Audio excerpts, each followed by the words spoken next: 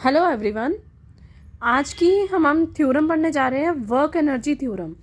आपके पेपर में थ्योरम भी आती है, डेरिवेशन कहते हैं जिसे आप। तो आज एक थ्योरम ये भी है, तो इसको हम स्टडी करते हैं।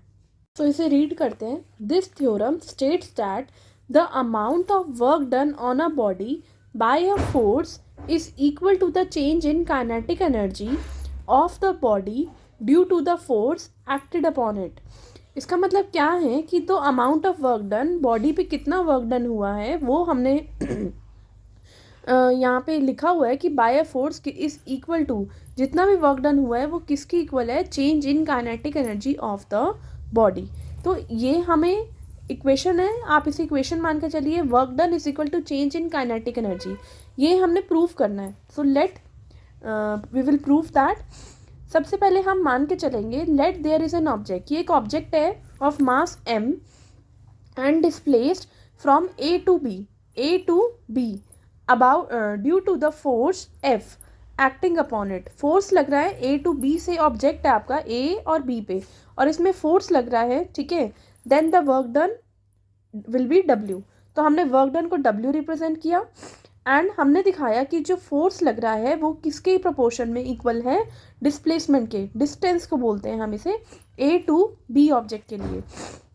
सो हम फोर्स की यहाँ पर फॉर्मूला लिखेंगे, m dv बाय में dt और dr एज इट इज लिखेंगे।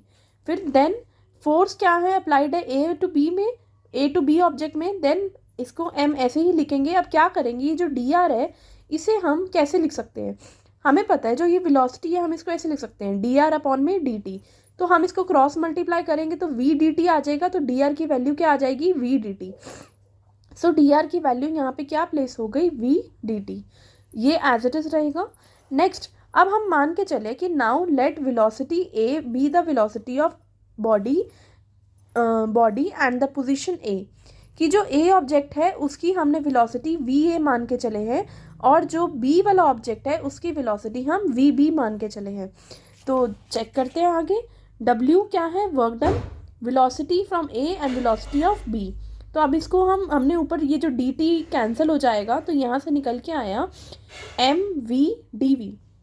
अब इसको हम कैसे लिख सकते हैं, m जो है कांस्टेंट होता है तो इसको बाहर रखेंगे एंड v स्क्वायर अपॉन में d, इस तरीके से आ जाएगा, v into v square upon में d।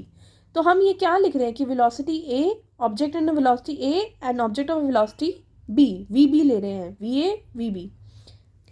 नेक्स्ट, हमें पता है कि half of m v b square minus half of m v a square.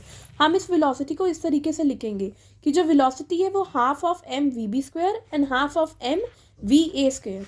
Next, ये क्या है, काइनेटिक एनर्जी का फॉर्मूला ही तो है ये। तो काइनेटिक एनर्जी एट बी कितनी है, half m v b square, and kinetic energy at a half m v a square. इसकी जगह हम काइनेटिक एनर्जी लिख सकते हैं।